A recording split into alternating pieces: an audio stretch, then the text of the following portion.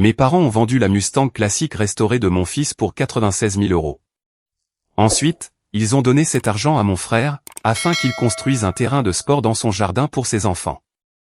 Quand mon grand-père l'a découvert, il a dit ce qu'était réellement cette Mustang, et les visages de mes parents ont instantanément pâli. La clé était toujours sur son crochet, près du lit de Sawyer.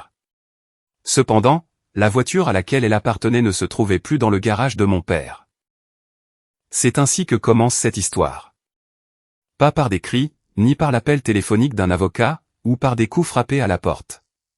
Elle commence avec un garçon de 16 ans, debout dans une travée de garage vide, tenant son téléphone d'une main, et absolument rien dans l'autre. Il fixait un rectangle de béton propre, entouré de taches d'huile, à l'endroit précis où une Mustang Mach-1 de 1971 était garée depuis 6 mois.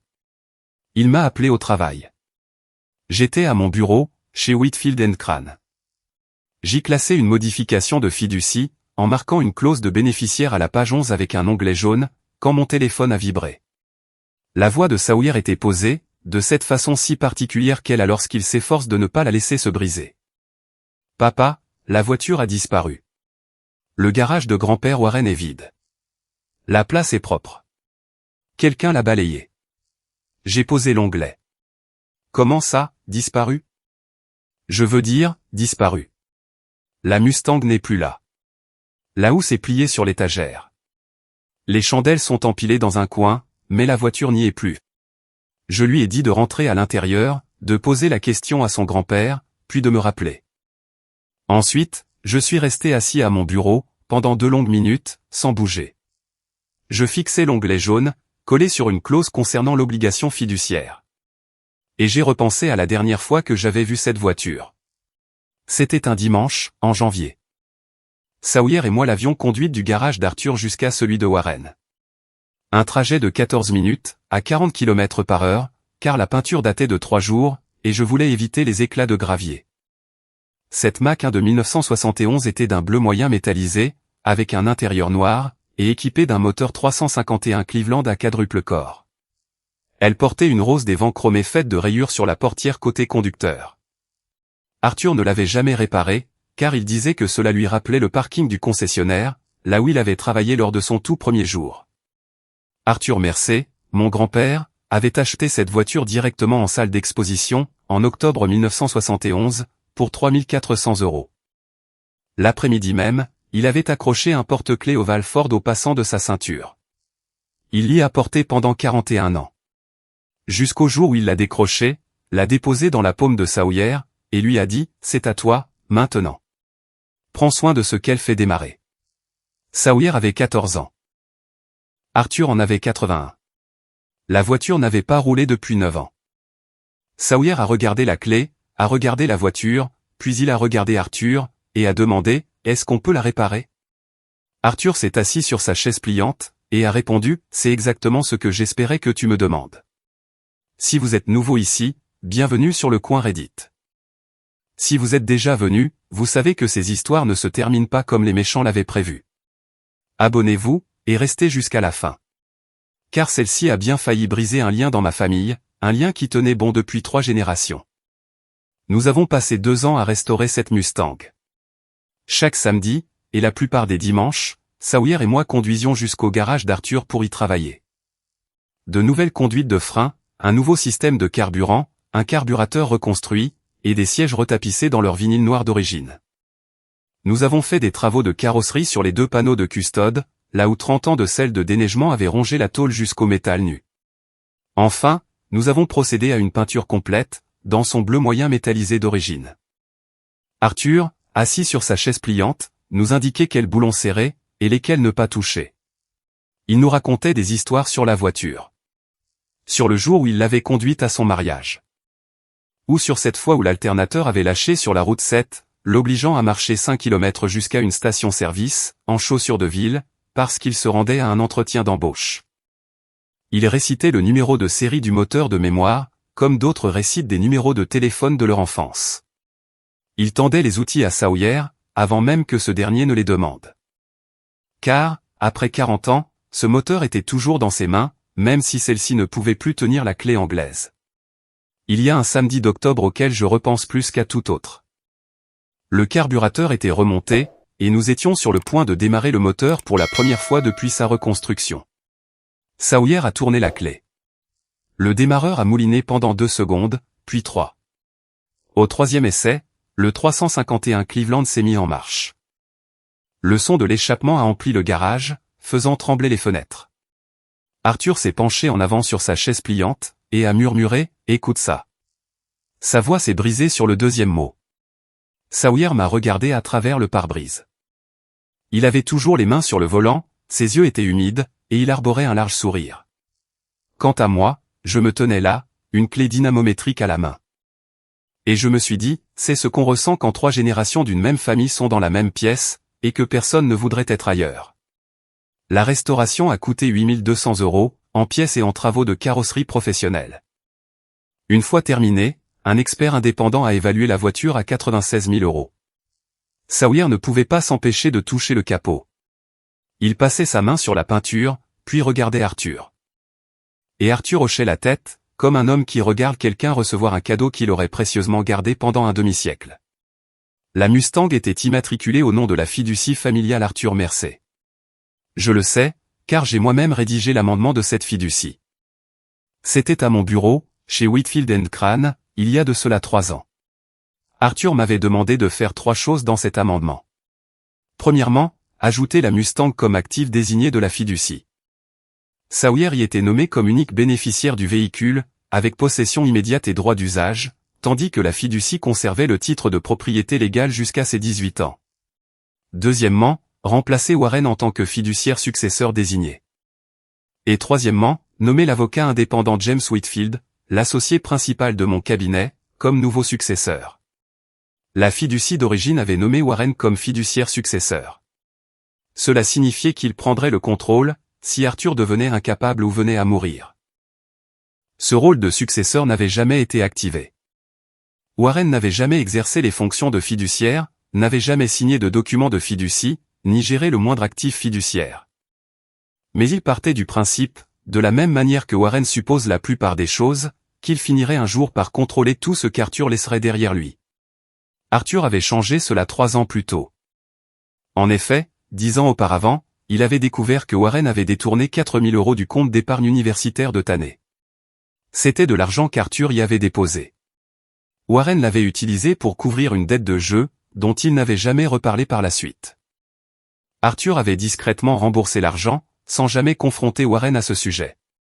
Mais il ne lui a plus jamais confié la fiducie. Warren et Gloria ignoraient tout de cela. Ils ne savaient pas que la voiture était immatriculée au nom de la fiducie. Ils ignoraient également que Warren avait été remplacé en tant que fiduciaire successeur.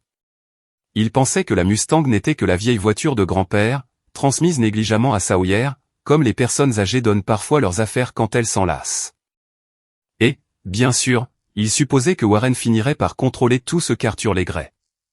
En janvier, le toit de mon garage devait être remplacé. J'ai demandé à Warren si je pouvais entreposer la Mustang dans son garage indépendant, pour quelques mois, pendant la durée des travaux. Il a accepté. J'ai bâché la voiture, j'ai verrouillé le garage, et j'ai donné le double de la clé du garage à Warren. La clé de contact d'origine, celle avec le porte-clés ovale Ford, est restée sur son crochet, près du lit de Sawyer. 6 semaines avant que Sawyer ne trouve le garage vide, Warren a appelé un collectionneur de voitures classiques nommé Vince. Ce dernier avait publié une annonce de recherche, dans une newsletter de vente aux enchères locales. C'est Gloria qui s'est occupée des démarches administratives. Elle a demandé un duplicata du titre de propriété auprès du service des cartes grises, en utilisant une fausse autorisation de fiduciaire. Pour ce faire, elle a imité la signature de James Whitfield, dans la section de cession du titre. Elle a joint une déclaration sous serment notarié, affirmant faussement qu'elle agissait au nom de la fiducie. De plus, elle a utilisé l'adresse de mon domicile comme adresse de contact du vendeur. Vince a transféré 96 000 € sur un compte que Gloria avait faussement présenté comme étant le compte de règlement de la fiducie. En réalité, il s'agissait du compte chèque commun de Warren et Gloria. Warren a ensuite transféré la totalité du montant à mon frère, Taney. Taney avait 36 ans. Il entraînait des jeunes au basket-ball, et avait 3 enfants qui participaient à des compétitions sportives régionales. Depuis 2 ans, il réclamait de l'argent à nos parents pour construire un terrain multisport dans son jardin. Une surface grandeur nature, pour le basket et le pickleball, équipée d'un éclairage LED, d'un système de drainage, et d'un mur de soutènement. L'entrepreneur avait fait un devis de 61 000 euros. Tané a pris les 96 000 euros, a payé l'entrepreneur, et a placé les 35 000 euros restants sur son compte d'épargne personnelle. Warren et Gloria ignoraient tout de ces 35 000 euros. Ils pensaient que chaque centime avait été investi dans le terrain. Personne ne m'en a parlé. Personne n'a rien dit à Arthur. Et personne n'a prévenu Sawyer. Il l'a découvert un jeudi après-midi, en se rendant à vélo chez son grand-père Warren, après l'école. Il y allait pour vérifier la pression des pneus, comme il le faisait scrupuleusement toutes les 2 semaines.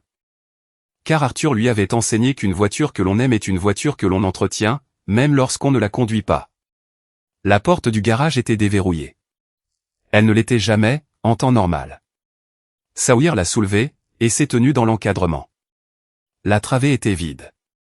La housse de la voiture était soigneusement pliée, sur l'étagère métallique contre le mur du fond. Les chandelles étaient empilées dans un coin. Le bac de vidange d'huile avait été lavé, et retourné à l'envers. Tout était exactement à sa place, à l'exception de la voiture.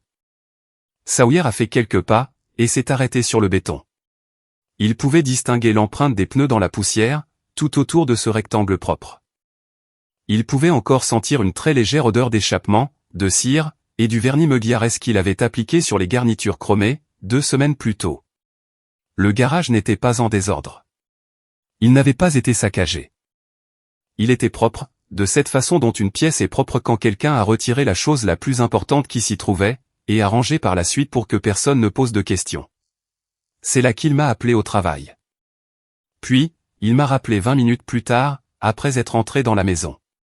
Sa voix était différente, cette fois.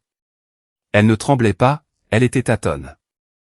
La froideur d'un adolescent de 16 ans, qui vient d'apprendre sur sa propre famille une chose qu'aucun jeune de son âge ne devrait avoir à découvrir.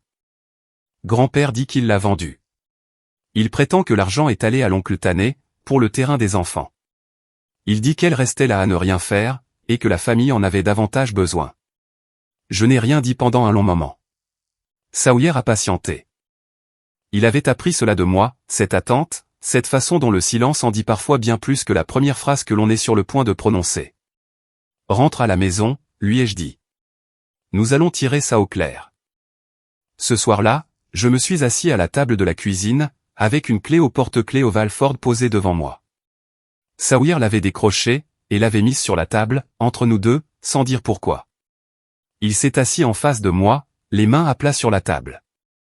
Il regardait cette clé, avec le même regard que l'on pose sur la photographie d'une personne toujours en vie, mais que l'on a malgré tout perdu. La clé était encore chaude de sa main. Le médaillon ovale était rayé, par 55 années passées accrochées à des passants de ceinture, glissées dans des poches, ou à tomber sur le béton pour être ramassées encore et encore. C'était le genre d'objet qui cesse de représenter ce qu'il est réellement, pour incarner la personne qui le possédait. Il l'a simplement vendu, a déclaré Sawyer. Ce n'était pas une question. C'était une phrase qu'il essayait de rendre réelle, en la prononçant à voix haute. Oui. Sans même demander. Oui. Sawyer a pris la clé, et l'a fait tourner entre ses doigts. Grand-père Arthur m'a dit que cette clé avait fait démarrer toute sa vie. Il disait que le jour où il a acheté cette voiture, c'est le jour où il s'est senti devenir un homme. Il m'a dit qu'il voulait que je ressente la même chose. Il a reposé la clé. J'imagine que grand-père Warren préférait que ce soit les enfants de l'oncle Tané qui ressentent ça, à ma place. Je ne l'ai pas corrigé. Il n'avait pas tort. 2 jours plus tard, Tané a publié une photo sur le groupe de discussion de la famille. Le terrain de sport était à moitié construit. Il était encadré de bois traité sous pression, et une dalle de béton était en train d'être coulée.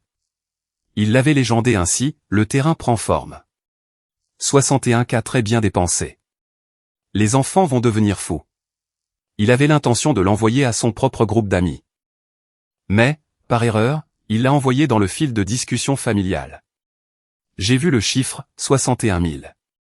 La voiture avait été vendue pour 96 000. Il manquait donc 35 000 euros à l'appel. Et, au fond de moi, je savais déjà parfaitement où ils étaient passés. J'ai appelé mon père le dimanche matin. Il a décroché dès la première sonnerie, ce qui signifiait qu'il attendait cet appel. « Papa, où est la Mustang ?»« Nous l'avons vendue, » a répondu Warren. Sa voix était égale, répétée. C'était la voix d'un homme qui avait ressassé cette conversation dans sa tête, et qui avait décrété qu'il avait raison, bien avant que le premier mot ne franchisse ses lèvres. Elle prenait la poussière dans mon garage depuis 5 mois. Ton garçon passe 2 fois par mois pour essuyer le capot. Les enfants de Tanné avaient besoin d'un terrain. Cet argent a été mis à profit. Tu as vendu une voiture qui ne t'appartenait pas. Elle était dans mon garage. Elle était sous ma responsabilité. J'ai pris une décision pour la famille. Tu as pris une décision pour Tanné. Il n'a pas répondu à cela. En fond sonore, j'ai entendu Gloria dire quelque chose sur le fait qu'il fallait être raisonnable. J'ai failli conduire jusqu'à chez eux, cette nuit-là.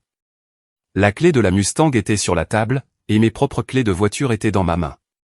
Je me tenais dans l'embrasure de la porte de la cuisine, à 23h30. Chaque phrase que je voulais leur cracher au visage était alignée dans ma poitrine, comme les balles dans un chargeur. Mais ce qui m'a arrêté, c'est le porte-clés Oval Ford. Il a attrapé la lumière de la hotte de la cuisinière, et m'a rappelé le souvenir d'Arthur. Le souvenir de lui déposant la clé dans la paume de Sawyer, en lui disant « Prends soin de ce qu'elle fait démarrer ». Je n'allais pas commencer avec de la colère. J'allais commencer de la manière dont Arthur me l'avait enseigné, avec la paperasse. Le dimanche suivant, je suis allé seul chez mes parents. Warren était dans le salon. Il occupait le fauteuil inclinable dans lequel il s'installait chaque soir, depuis qu'il avait pris sa retraite de son poste de superviseur, 4 ans plus tôt. Gloria essuyait la vaisselle dans la cuisine, visible à travers le passe-plat. La maison sentait le café, une vague odeur de friture, et le parfum légèrement minéral des vieilles moquettes. Je me suis assis en face de mon père. Sur cette même chaise que j'avais occupée à chaque Thanksgiving de ma vie. Celle avec les accoudoirs si bas, qui m'a toujours donné l'impression d'être un simple invité. Je veux comprendre ce qui s'est passé, ai-je dit. Warren s'est adossé. Il a croisé une jambe sur l'autre, et m'a regardé de cette façon dont il m'a toujours regardé. La façon dont on regarde un enfant, quand il pose une question dont on a déjà décrété qu'elle ne méritait pas de réponse complète. Je t'ai déjà dit ce qui s'est passé. La voiture dormait dans mon garage. Pendant 5 mois. Ton garçon passe une semaine sur 2, il essuie le capot, prend une photo avec son téléphone, et s'en va. Les enfants de Tanné, eux, sont dehors tous les jours. Absolument tous les jours. Ils s'entraînaient sur un terrain qui coûtait 40 € de leur allouer. Ces garçons ont des recruteurs universitaires qui viennent voir leurs matchs. De vrais recruteurs, de vrais avenirs. Il a décroisé les jambes, et s'est penché en avant. Cette voiture est restée dans mon garage pendant 6 mois à prendre la poussière. Ton garçon passe 2 fois par mois pour essuyer le capot, et faire des selfies avec. Les enfants de Tanné font des tournois, ils jouent dans des équipes itinérantes. Et des recruteurs universitaires les observent. Ton fils a la clé d'un tas de rouille vieux de 50 ans, et un père qui classe la paperasse des autres pour gagner sa vie. L'argent est allé là où il allait avoir une réelle importance. Gloria a posé le torchon, et s'est approchée du passe-plat. Elle a croisé les bras, et a hoché la tête. Le hochement de tête d'une personne qui approuvait cette phrase, avant même qu'elle ne soit prononcée. Une personne qui approuvait les phrases de Warren depuis 37 ans, tout simplement parce que l'approbation demandait moins d'efforts que la réflexion. Reed, cette voiture était un caprice, a-t-elle lancé. Les enfants de Tanné sont des athlètes. Sawyer a un passe-temps. Il y a une différence, et tu le sais très bien. J'ai regardé mon père. J'ai regardé l'homme qui venait tout juste de traiter l'héritage de mon fils de tas de rouille, et ma carrière de paperasse des autres. Et, soudain, j'ai compris une chose que je refusais d'admettre depuis 33 ans. Il ne voyait pas Sawyer. Il ne voyait ni la clé, ni la peinture, ni les 2 années de samedi sacrifiés. Il ne voyait pas non plus l'expression sur le visage d'Arthur, quand Sawyer avait démarré le moteur pour la première fois. Quand il avait rugi au 3e essai, et qu'Arthur avait dit « Écoute ça », la voix brisée sur le second mot. Warren ne voyait absolument rien de tout cela. Il voyait les enfants de Tanné sur un terrain de sport, sous les projecteurs, avec un tableau d'affichage. Et il voyait mon fils dans un garage, avec de la graisse sur les mains. Et cela faisait bien des années qu'il avait choisi l'image qui comptait le plus à ses yeux. « Je vous entends », ai-je dit. Je me suis levé, sans élever la voix. J'entends ce que vous venez de dire. Et je veux que vous sachiez que je me souviendrai de chacun de ces mots. Je suis sorti. Je n'ai pas claqué la porte. Je l'ai fermée à deux mains, de la même manière que l'on referme un dossier que l'on s'apprête à classer. Le lundi matin, j'ai commandé un extrait de titre certifié, via le service des registres autorisés du cabinet, après avoir fait valider ma demande par Whitfield. Le titre de propriété était enregistré au nom de la fiducie familiale Arthur Mercé, administrée par maître James Whitfield en tant que fiduciaire indépendant. Ce n'était pas au nom de Warren Mercé. Ni au mien. Ni à celui de Sawyer. C'était au nom de la fiducie. Mon père avait donc vendu un actif fiduciaire. Il avait vendu un bien appartenant à une entité juridique sur laquelle il n'avait aucune autorité. Il n'avait jamais été le fiduciaire actif. Il avait seulement été le successeur désigné, et même ce titre lui avait été révoqué 3 ans plus tôt. Il ignorait tout de cela. Car Arthur avait compris, il y a bien longtemps, que dire la vérité à Warren ne faisait que lui apprendre comment la contourner. Puisque j'étais à la fois un membre de la famille et un témoin potentiel, c'est Whitfield qui a pris le contrôle total de l'aspect juridique à partir de ce moment-là. J'ai fourni les documents et le contexte factuel, mais je n'ai pas agi en tant que conseiller de la fiducie. Tout ce qui a suivi est passé par le bureau de Whitfield, et non par le mien. Si vous suivez cette histoire, abonnez-vous à Le Coin Reddit pour ne pas manquer ce qui est arrivé quand Arthur Mercé a découvert ce que son propre fils avait fait. Parce que c'est exactement ici que l'histoire a cessé de tourner autour d'une voiture, pour révéler tout ce que ma famille faisait semblant de ne pas voir depuis des années. J'ai conduit jusqu'à la maison d'Arthur, ce soir-là. Il était dans le garage, assis sur sa chaise pliante. Cette même chaise qu'il avait occupée chaque samedi de la restauration. La travée vide s'étalait devant lui. Il était déjà au courant. Sawyer l'avait appelé dans l'après-midi. Arthur l'avait écouté, sans jamais l'interrompre. C'est ainsi qu'Arthur traite une information, quand elle est suffisamment grave pour nécessiter un véritable plan d'action. Ce n'était pas la première fois que Warren s'emparait de quelque chose qui appartenait à un autre membre de la famille. Quand j'avais 12 ans, Arthur m'avait offert un couteau suisse pour mon anniversaire. Il était rouge, avec un manche en os qu'il avait lui-même ajouté. 2 semaines plus tard, Warren l'a pris dans ma chambre, et l'a donné à Tanné, qui en avait 15. La raison ? Tanné partait en camp scout, et avait besoin d'un vrai couteau. Quand j'ai demandé à le récupérer, Warren m'a ordonné d'arrêter d'être égoïste. Arthur m'en a parlé le Noël suivant. Quand je lui ai raconté ce qui s'était passé, il n'a pas prononcé un mot. La semaine suivante, il a acheté un autre couteau à Tanné, et a discrètement demandé à récupérer le couteau suisse. Mais Tanné l'avait déjà perdu. Arthur n'en a jamais touché un mot à Warren. Cependant, je crois que c'est à partir de cette année-là, qu'Arthur a commencé à surveiller mon père de plus près. De cette façon dont on observe quelqu'un que l'on aime, lorsqu'on réalise qu'il possède un angle mort de la taille exacte de l'équité. J'ai raconté à Arthur ce que j'avais découvert au travail.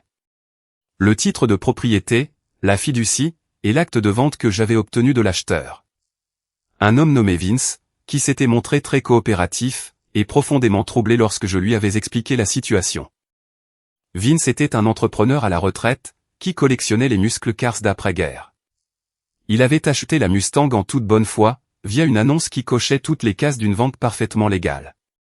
Tout simplement parce que Gloria avait fait en sorte qu'elle paraisse légale. Elle avait falsifié la signature de Whitfield, en tant que fiduciaire, sur la cession du titre, et utilisé mon adresse personnelle comme contact du vendeur. Le dossier du service des cartes grises montrait donc une signature de fiduciaire falsifiée, et non pas seulement un faux acte de vente.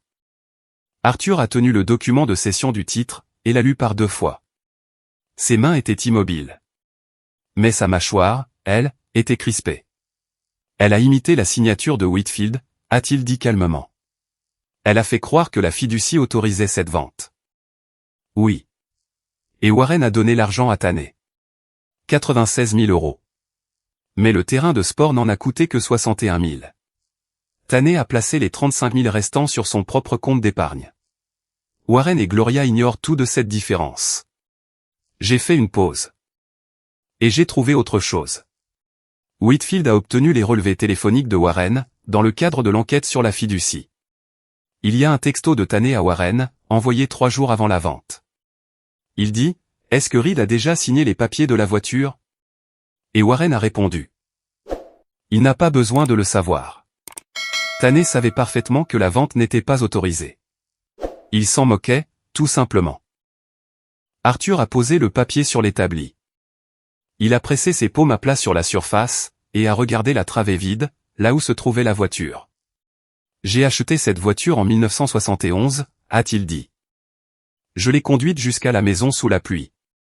J'ai fait plus de 117 000 km avec, avant que le moteur ne serre. Ensuite, je l'ai garée. Et j'ai attendu de trouver quelqu'un qui l'aimerait assez pour la ramener à la vie. Sawyer était cette personne. Et mon propre fils l'a vendue dans son dos. J'ai failli dire à Arthur que nous pouvions régler cela discrètement. Déposer une demande civile, récupérer l'argent, et passer à autre chose sans faire de vagues. Mais, ce qui m'a arrêté, c'est l'acte de fiducie qui reposait dans ma mallette. Celui que j'avais moi-même rédigé, et qui nommait Sawyer comme l'unique bénéficiaire de ce véhicule.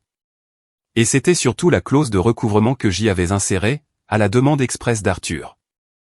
Cette clause exigeait une action immédiate, contre quiconque transférerait ou céderait des actifs de la fiducie, sans l'autorisation écrite du fiduciaire indépendant. Arthur n'avait pas exigé cette clause pour punir qui que ce soit. Il l'avait voulu, dans l'espoir que personne ne la déclencherait jamais. Or, Warren l'avait déclenchée en l'espace de 6 semaines. Arthur m'a regardé. Invite-les à dîner ce dimanche. Tous, sans exception. Warren, Gloria, Tanner, et Holly. Dis-leur que j'ai envie d'organiser un repas de famille. Tu es sûr? J'en suis sûr depuis 3 ans. J'espérais juste ne jamais avoir à le prouver. J'ai passé la semaine suivante à rassembler les documents, et à les remettre au bureau de Whitfield, étape par étape. L'extrait de titre du registre, l'acte de fiducie, et la copie certifiée de la cession de titres falsifiés, récupérée auprès de Vince. Whitfield a tout examiné, et a pris le contrôle total du dossier. Il a affiché la fausse signature du fiduciaire sur son écran, et l'a longuement observé. C'est un détournement criminel, et une falsification d'instruments fiduciaires, a-t-il déclaré. Je m'occuperai du recouvrement civil, ainsi que du signalement pénal. De ton côté, gère l'aspect familial. Je lui ai demandé de suspendre le signalement pénal, jusqu'à ce que le dîner d'Arthur ait eu lieu. Il a accepté. J'ai contacté Vince directement. Il gardait la voiture dans son garage climatisé. Quand je lui ai expliqué la falsification du titre, il a gardé le silence pendant un long moment. Puis, il a dit, j'ai acheté cette voiture de bonne foi. Si le titre a été falsifié, je ne veux absolument pas être mêlé à cette histoire. Vince a signé un accord de restitution volontaire avec Whitfield, rendant immédiatement la Mustang à la fiducie. Sa perte de 96 000 € a été incluse dans la demande de restitution civile de la fiducie, à l'encontre de Warren et Gloria. Ainsi, un acheteur innocent ne se retrouverait pas lésé par leur fraude. Holly m'a appelé le jeudi soir. L'épouse de Tanner parlait à voix basse. De cette façon dont parlent les gens, lorsqu'ils se trouvent dans une pièce où les murs semblent avoir des oreilles. J'ai découvert quelque chose sur notre compte d'épargne, a-t-elle chuchoté. Tanner a déposé 35 000 € le 15 avril. Il m'a affirmé que c'était une prime de la Ligue sportive, mais il ne reçoit jamais de prime. La Ligue lui verse une indemnité de 600 € par mois. Le terrain a coûté 61 000 €. Reed, d'où viennent les 35 000 restants? Je lui ai tout raconté. Le silence qui a suivi, était le genre de silence qui porte en lui tout le poids d'un mariage. Je serai là au dîner de dimanche, a-t-elle simplement répondu. Le dimanche suivant, la salle à manger d'Arthur était dressée pour 8 personnes.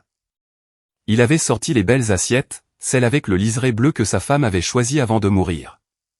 Celles qu'il n'utilisait que pour Thanksgiving et Noël. La table était mise avec des serviettes en tissu. Un rôti trônait au centre. C'était la même recette qu'Arthur préparait chaque dimanche, depuis bien avant ma naissance.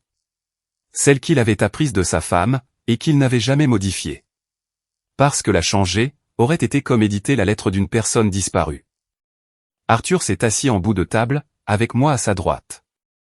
Sawyer était à côté de moi, portant une chemise à col que je ne lui avais pas demandé de mettre. Il l'avait choisie de lui-même.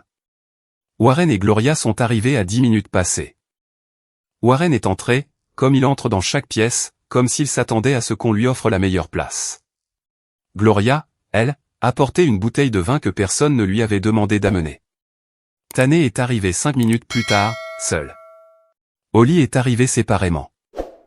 La mâchoire serrée, son sac à main sur une épaule, elle ressemblait à une femme se rendant à un rendez-vous qu'elle avait déjà fermement décidé de ne pas annuler. À l'autre bout de la table, se trouvait Fanton, le voisin d'Arthur. Un juge du comté à la retraite, et l'ami d'Arthur depuis 30 ans. Ce dernier lui avait demandé d'assister au repas, en tant que témoin d'une affaire familiale. Fanton avait enfilé un blazer. Il n'avait rien apporté. Il n'avait besoin de rien. Sa simple présence valait toutes les déclarations. Le repas fut calme. Warren a mangé en silence, mâchant avec la lenteur délibérée de quelqu'un qui soupçonne que la conversation, une fois le repas terminé, ne sera pas des plus agréables. Gloria a fait la conversation sur la pluie et le beau temps, et sur des promotions à la jardinerie. Tané a parlé du camp de basket de son fils aîné, d'un recruteur qui avait demandé des vidéos des matchs, et de la nouvelle surface de son terrain, sur laquelle le ballon rebondissait tellement mieux. Holly n'a pas décroché un seul regard à Tané. Sawyer a aidé Arthur à débarrasser les plats. Il a rempli les verres d'eau, sans qu'on le lui demande. Une fois les assiettes débarrassées, Arthur s'est levé. Il avait 83 ans. Et il s'est levé de cette façon dont se lèvent les hommes de cet âge, lorsqu'ils ont quelque chose à dire qu'ils portent en eux depuis plus longtemps que la plupart des gens n'ont vécu. Lentement, avec une main posée sur la table pour garder l'équilibre. Et, tout au long de son mouvement, la pièce l'a observé. Warren a cessé de mâcher. Gloria a reposé son verre de vin. Tané a levé les yeux de son téléphone, pour la toute première fois depuis qu'il s'était assis. « J'ai quelque chose à dire à cette famille », a déclaré Arthur. Warren a posé sa serviette. Les mains de Gloria se sont immobilisées sur la table. En 1971, je suis entré sur le parking de Henderson Ford, et j'ai acheté une Mustang Mach-1 pour 3 400 €. Je l'ai ramenée à la maison sous la pluie. J'ai parcouru plus de 117 000 km avec. Puis, je l'ai garée quand le moteur a lâché, et j'ai attendu. Il y a 2 ans. J'ai donné cette voiture à mon arrière-petit-fils, Sawyer. Parce qu'il a été la toute première personne de cette famille à la regarder, et à y voir la même chose que moi. Non pas une simple voiture, mais une chose dont il valait la peine de prendre soin. Il a marqué une pause, et a fixé Warren. Il y a 6 semaines, tu as vendu cette voiture. Tu l'as vendue pour 96 000 €, et tu as donné l'argent à Tané, pour qu'il construise un terrain de basket. Tu ne m'as rien demandé. Tu ne m'as rien dit. Tu n'as rien dit à Reed, et tu n'as rien dit à Sawyer. Warren a ouvert la bouche. Arthur a levé une main. Sans précipitation, sans colère. Juste de la manière dont un homme lève la main, pour signifier qu'il n'a pas encore terminé. La Mustang était immatriculée au nom de ma fiducie. Elle est une propriété de la fiducie depuis 3 ans. Et Sawyer en est le bénéficiaire désigné. Tu n'étais pas le fiduciaire. Ton rôle de fiduciaire t'a été retiré il y a 3 ans. Quand j'ai découvert que tu avais pris 4 000 € sur l'épargne universitaire de Tané. De l'argent pris pour couvrir une dette de jeu, dont tu pensais que j'ignorais l'existence. Le visage de Warren s'est métamorphosé. La couleur ne s'est pas estompée lentement. Elle a disparu d'un seul coup, comme si quelqu'un avait retiré un bouchon sous sa peau. Sa bouche est restée ouverte, mais aucun son n'en est sorti. Les mains de Gloria se sont agrippées au bord de la table. Son regard est passé d'Arthur à moi, puis de nouveau à Arthur. Elle calculait, recalculait, pour finalement aboutir à un résultat qui ne collait pas. Tu as vendu un bien fiduciaire sans autorisation, a poursuivi Arthur. Gloria a falsifié la signature du fiduciaire sur la cession de titres, et a déposé une fausse déclaration sous serment auprès des services de l'État. Le fiduciaire indépendant a tout examiné. Son évaluation est claire, il s'agit d'un détournement criminel d'actifs fiduciaires. Et d'une falsification d'un instrument de fiducie. Le mot falsification s'est écrasé sur la table, comme un verre qui se brise. Gloria a ramené ses mains sur ses genoux. Tané s'est agité sur sa chaise. Holly, elle, fixait Tané. De cette façon dont on regarde une personne, sur laquelle on a déjà pris une décision irrévocable. J'ai plongé la main dans le dossier, posé près de ma chaise, et j'ai étalé 3 documents sur la table. L'extrait de titre officiel prouvant la propriété de la fiducie. La fausse cession de titre, avec le nom de Whitfield écrit de la main de Gloria. Et l'acte de fiducie, contenant la fameuse clause de recouvrement, qui exigeait une action immédiate contre toute disposition non autorisée d'actifs de la fiducie. Fanton, le juge à la retraite, s'est légèrement penché en avant pour lire l'acte. Il ne l'a pas pris en main. Il n'en avait pas besoin. Il a lu la clause pertinente depuis son siège, puis s'est adossé. Il a croisé les mains, et a regardé Warren. Il arborait l'expression d'un homme qui a assisté à ce moment précis une centaine de fois lors de dépositions, et qui n'a jamais, pas une seule fois, vu les choses bien se terminer pour la personne assise en face. Tu as traité la voiture de mon fils de tas de rouille, ai-je dit. Tu as affirmé que l'argent était allé là où il allait avoir une réelle importance. Alors, laisse-moi te dire où il est réellement allé. J'ai tourné mon regard vers Tanné. Le terrain n'a coûté que 61 000 euros. Le 15 avril, tu as déposé 35 000 euros sur ton compte d'épargne personnel, et tu as fait croire à Oli qu'il s'agissait d'une prime de la Ligue. La mâchoire d'Oli s'est contractée. Tanné a glissé ses mains sous la table. Tu as volé la voiture d'un garçon de 16 ans, ai-je continué. Vous avez falsifié un acte de vente pour faire croire que c'était moi qui l'avais vendu. Tu as donné l'argent à ton fils aîné, qui en a détourné 35 000 euros, et qui a menti à sa propre femme sur leur provenance. Et vous avez fait tout cela pendant que je payais les travaux de restauration de Sawyer avec mon propre salaire. 63 euros par semaine, l'argent des pièces, que je glissais dans une enveloppe chaque vendredi. Parce que mon fils était en train de construire quelque chose avec son arrière-grand-père. Et que je n'allais pas laisser l'argent être la raison pour laquelle ça devait s'arrêter. J'ai regardé Warren. Tu as dit que je classais la paperasse des autres. Tu as raison, c'est ce que je fais. Et la paperasse que j'ai préparée, il y a de cela 3 ans, est la raison exacte pour laquelle tu n'as jamais été le fiduciaire. La paperasse que Whitfield a déposée cette semaine est une demande de restitution civile de 96 000 euros pour les actifs fiduciaires détournés, à laquelle s'ajoutent les frais d'avocat. De plus, le tribunal a émis une ordonnance temporaire de préservation des actifs, qui t'empêche de transférer le moindre actif majeur tant que la plainte pour détournement est en cours. Warren a tenté de se défendre, nous sommes une famille. On n'implique pas les tribunaux dans les affaires de famille. Vous avez impliqué une fausse signature de fiduciaire, une fausse déclaration au service de l'État, et 96 000 euros de biens appartenant à quelqu'un d'autre. Tout cela a cessé d'être une affaire de famille, à la seconde même où Gloria a pris un stylo. Les yeux de Gloria étaient embués. Elle a regardé Arthur. Papa, je t'en prie. Nous ne savions pas qu'elle était dans la fiducie. Nous pensions que c'était juste cette vieille voiture. Arthur l'a longuement fixé. C'est toi qui as conduit Reed au garage quand il avait 10 ans, pour qu'il puisse me regarder faire la vidange. Tu étais assise sur le siège passager. Pendant que je lui racontais toutes les histoires liées à cette voiture. Tu savais parfaitement ce qu'elle représentait. Tu as simplement décidé que ça n'avait aucune importance. Tanné a fait une tentative à son tour, je vais rendre l'argent. Les 35 000. Je vais faire un chèque ce soir. La fiducie ne réclame pas 35 000 euros, les jeux coupés. La fiducie réclame une restitution de 96 000 euros, plus les honoraires de l'avocat Whitfield. Le tribunal a déjà émis une ordonnance de préservation des actifs. Vous ne pouvez pas vendre votre maison, votre camion, ou quoi que ce soit d'autre. Jusqu'à ce que cette affaire soit réglée. Et le fiduciaire prépare actuellement un signalement pénal pour détournement et falsification. Les mains de Warren reposaient à plat sur la table. Sa respiration était devenue courte. Une veine palpitait visiblement sur sa tempe gauche. Il a regardé Fanton. Le juge à la retraite était toujours assis au bout de la table, les mains croisées. Il observait la scène, avec l'expression d'un homme qui a passé 40 ans dans les salles d'audience, et qui a vu cette situation se dérouler une centaine de fois lors de dépositions. Fanton n'a rien dit. Il n'en avait pas besoin. Sa présence, à elle seule, était une condamnation. Tu as traité mon garçon de mécano du dimanche avec la clé d'un tas de rouille, ai-je repris.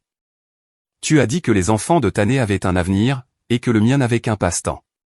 Alors, laisse-moi te parler du passe-temps de mon fils. À 15 ans, Sawyer a reconstruit un carburateur quadruple corps. Il a retapissé une banquette, en suivant un tutoriel sur YouTube. Et avec une machine à coudre qu'il avait empruntée à notre voisine, Connie. Il a poncé du mastic de carrosserie pendant 3 week-ends d'affilée.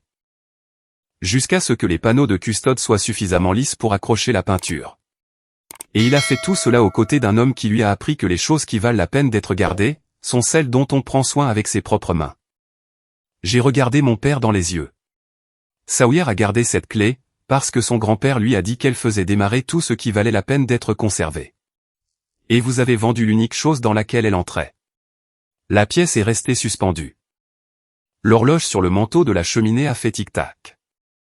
Arthur s'est rassis lentement. Sawyer, qui n'avait pas décroché un seul mot de tout le repas, a mis la main dans sa poche. Il a sorti le porte-clés Oval Ford, et l'a posé sur la table, juste devant Arthur. Arthur l'a regardé. Il l'a pris, a refermé ses doigts dessus, et l'a serré contre sa poitrine. Ceci est notre dernier repas, ai-je dit. C'est le dernier dimanche. C'est la toute dernière fois que je m'assois à cette table, avec des gens capables de voler un enfant en appelant ça une décision familiale. Si vous voulez me parler, vous n'avez qu'à vous adresser au fiduciaire. Warren m'a appelé le lendemain soir. Sa voix était différente. Pas répétée, cette fois-ci. Elle était dépouillée. Je t'ai élevé, Reed.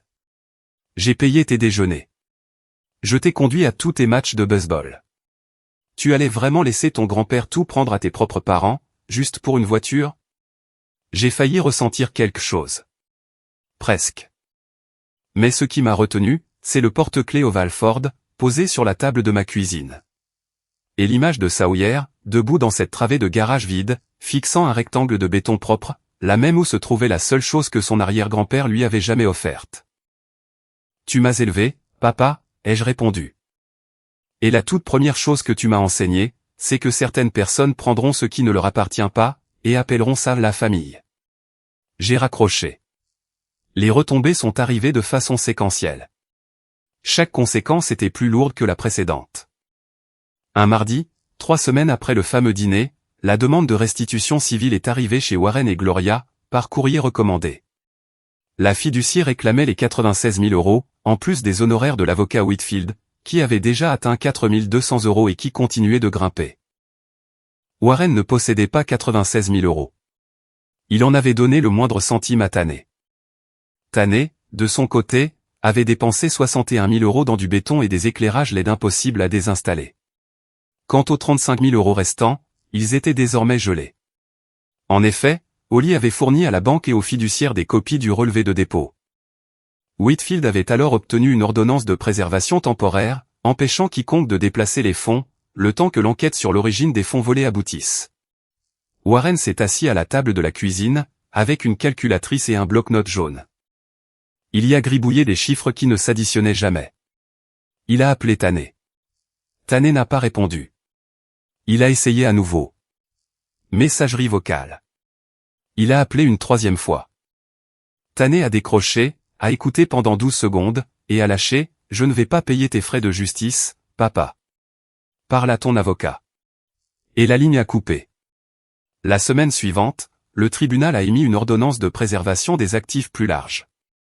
Elle couvrait cette fois les comptes joints de Warren et Gloria, et les empêchait de vendre ou de transférer tout actif majeur, tant que la plainte pour détournement n'était pas résolue. Gloria a lu l'ordonnance sur le comptoir de la cuisine. Elle l'a posée à côté de la demande de restitution, puis elle est allée dans la chambre, et a fermé la porte. 6 semaines après le dîner, une lettre recommandée est arrivée du bureau du procureur du comté.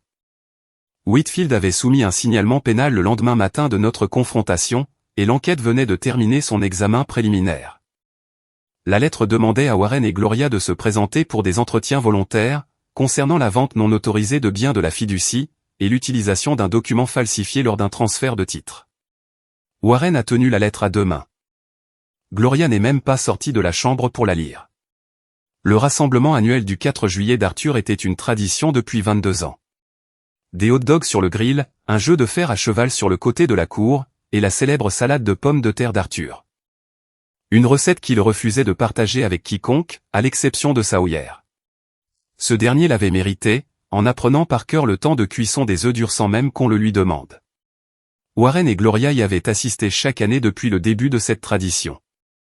Warren apportait toujours les mêmes chaises pliantes, et Gloria amenait inlassablement la même salade de choux. Leur nom faisait partie de l'événement, au même titre que les meubles font partie d'une maison. Mais, cette année, Arthur a appelé Warren le 28 juin, et lui a annoncé que le rassemblement serait plus restreint cette année. Juste quelques personnes. En réalité, il n'était pas plus restreint du tout. Sawyer et moi étions présents. Holly avait amené les 3 enfants de Tanner. Sans Tanner, car Holly avait fini par cesser de justifier les absences de son mari, pour se contenter d'apparaître là où elle était la bienvenue. Fenton est venu.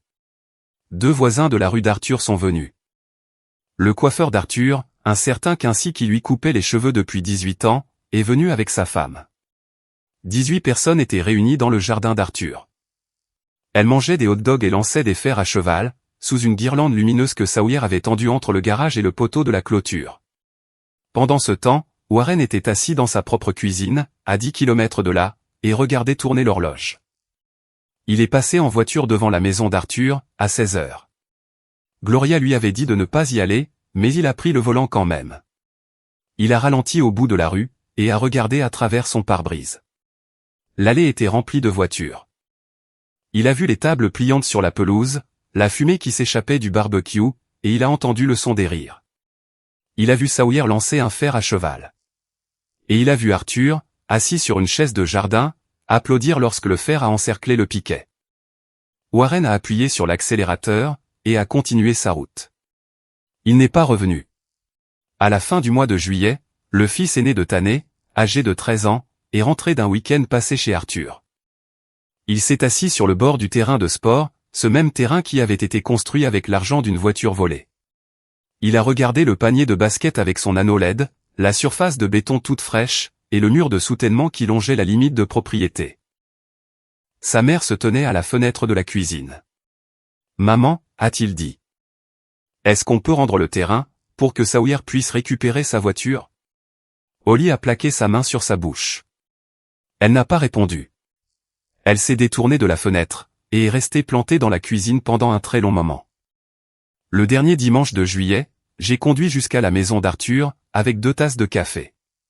Elle venait de ce petit endroit sur la route 4 qui les prépare exactement comme Arthur les aime, assez fort pour que la cuillère tienne presque debout toute seule. Sawyer était déjà là. Il y était allé à vélo dès 7 heures du matin.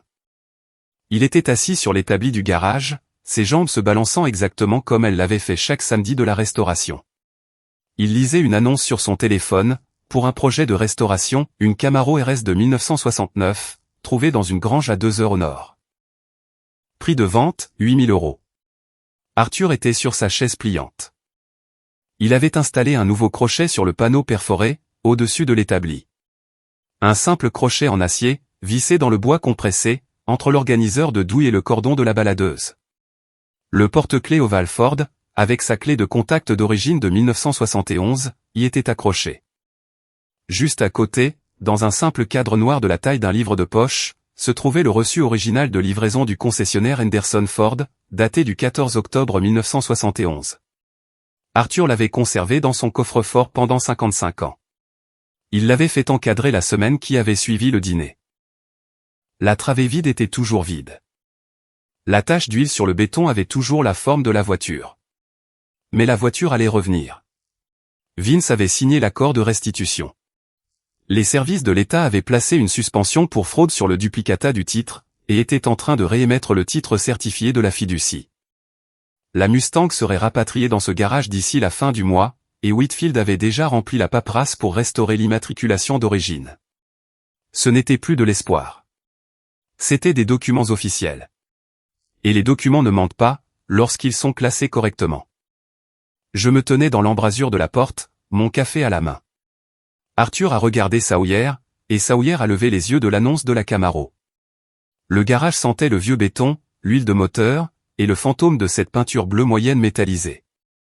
Celle-là a un 6 cylindres en ligne, a remarqué Arthur, en désignant le téléphone d'un signe de tête. Il va te falloir le V8. Sawyer a souri de toutes ses dents. Je sais, grand-père, mais celle-ci est moins chère. Moins cher ne veut pas dire meilleur. Tu le dis toujours. Parce que c'est toujours vrai. Je me suis adossé au cadre de la porte, et je les ai observés. La clé était sur son crochet. Le reçu était accroché au mur. La chaise était exactement à sa place. 3 choses à leur juste place, qui maintenaient la forme d'un héritage, que le reste de la famille avait essayé de voler sans y parvenir. Quelque part, à 10 kilomètres de là, une table de cuisine supportait une demande de restitution, une ordonnance de préservation des actifs, et une lettre de convocation du procureur. Ainsi qu'un bloc-notes jaune, rempli de chiffres qui ne s'additionneraient jamais. Un certain garage abritait un rectangle de béton propre, et absolument rien d'autre. Et un téléphone reposait face vers le haut, sans aucun nouveau message de la part d'un groupe de poker, qui avait cessé d'appeler 3 semaines plus tôt. Mais ici, dans ce garage, par un dimanche matin de juillet, un garçon et son arrière-grand-père se disputaient au sujet des moteurs. De la même façon qu'ils en débattaient depuis 2 ans. Et de la manière dont j'espérais qu'ils continueraient à en débattre, pour toutes les années qu'il leur restait à vivre ensemble. La clé, accrochée là, n'était pas seulement la clé d'une voiture. C'était la clé de chaque samedi matin, auquel Warren n'avait jamais assisté. La clé de chaque boulon qu'Arthur avait désigné. Et la clé de chaque histoire qui avait commencé en 1971, pour se terminer avec les mains de Sawyer, qui apprenait ce qui comptait vraiment. La clé pointait vers l'avant, comme elle l'avait toujours fait. Vers tout ce qui valait encore la peine d'être commencé. Si cette histoire vous a rappelé quelqu'un qui avait besoin de l'entendre, partagez-la. Si vous voulez d'autres histoires de ce genre, abonnez-vous à Le Coin Reddit, et activez la cloche, pour ne jamais manquer le moment où le karma frappe. Merci d'être resté jusqu'à la fin.